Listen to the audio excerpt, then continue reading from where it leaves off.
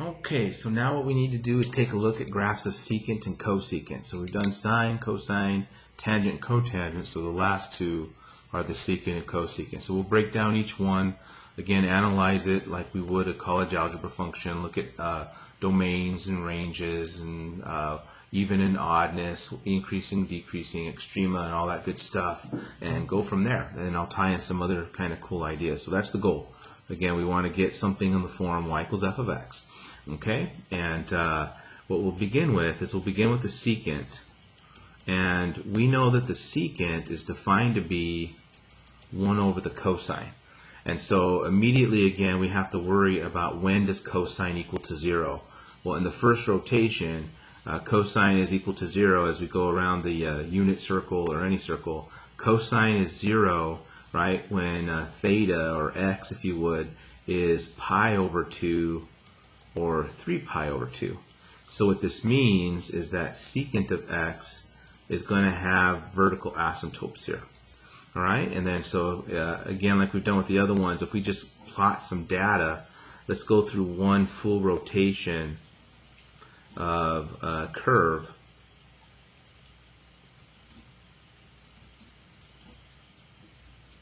Right, then we already know that at pi over 2 and 3 pi over 2, we're going to have a vertical asymptote, right, just from that analysis that we first did because of the division by 0.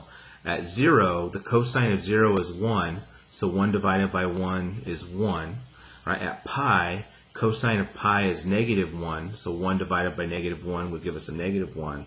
And at 2 pi, the cosine of 2 pi is 1, and then 1 divided by 1 would give us 1. So there's some core data for a cosine graph at our quadrantal angles, pi over 2, pi, 3 pi over 2, and 0 and 2 pi. So if we started to graph this function just with that information, right, here's what we would end up having. So at pi over 2, pi, 3 pi over 2, and then at 2 pi. Well, at pi over 2, we have a vertical asymptote. At 3 pi over 2, we have a vertical asymptote. Right? At 0, we're equal to 1. All right, so we have that point on the graph.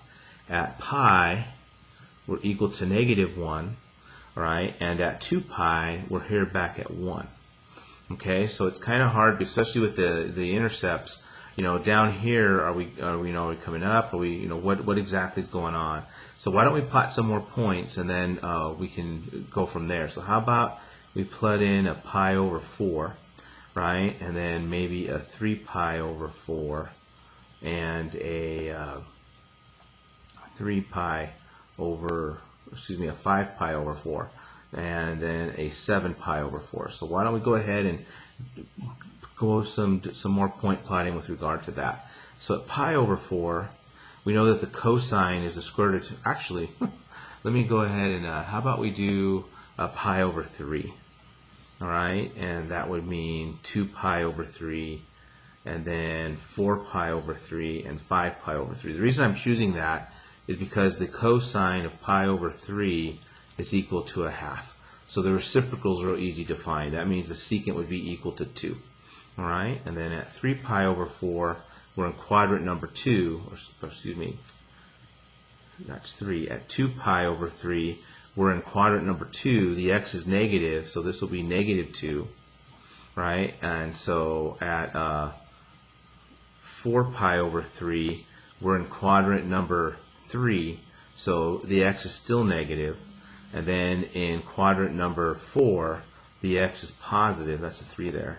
And so 5 pi over 3 would give us a positive 2 again. So when we plot this new data, at pi over 3, we're equal to 2.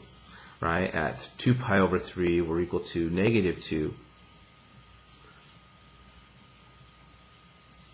And we're back at 2, and then we're equal to 2. So putting this together with the asymptotes, this is what the cosecant graph basically looks like on the interval from 0 to 2 pi. Right? And from there, it's still kind of hard to decide what the heck's going on. But if this is pi over 2, then we would get another asymptote at negative pi over 2, and then the graph would just continue on like so. And then same thing here, if we went to the next pi over 2, so 3, that's 5 pi over 2, we have another asymptote, and the graph would keep going on.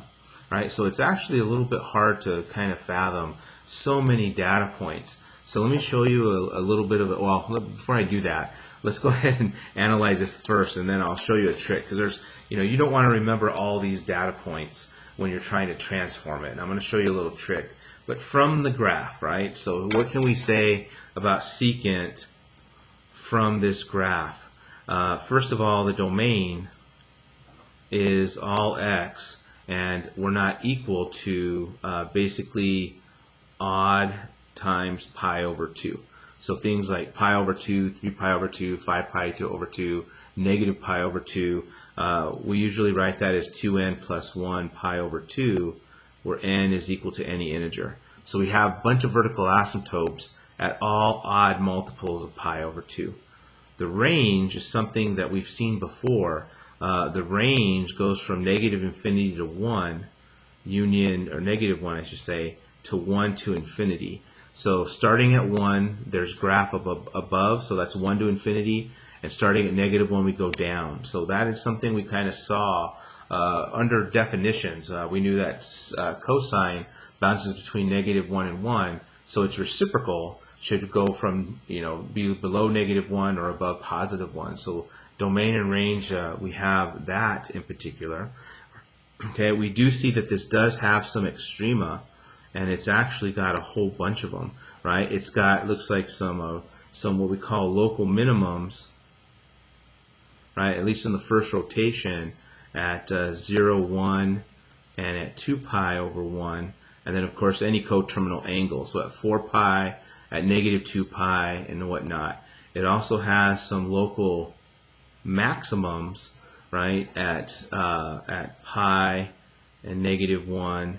And I guess eventually we'd have 3 pi and negative 1. And on the back end here we'd have negative pi, negative 1. So it has an infinite number of local minimums and local maximums. So we're at the top of a hill. If we keep going, there'd be another top of the hill here and another one over here. So we have multiple extrema, right, throughout the graph because of what's going on. I just realized I'm kind of off the board there. Okay, so that's something very unique about that. So it does in fact have some extrema. Another thing that we will find is that it actually is an even function. That shouldn't be any surprise because we know that cosine is even. So that means if I took the secant of a negative number, that's the same thing as taking the secant of its positive. And you can actually see that with that first part of the graph, even though I didn't draw it real nicely.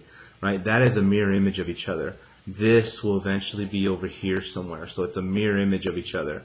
This will be over here somewhere. And then that part, right, would be over here somewhere. So it's definitely a mirror image to the y-axis, which makes it an even function, which means that the secant of a negative value is the same as the secant as a positive value.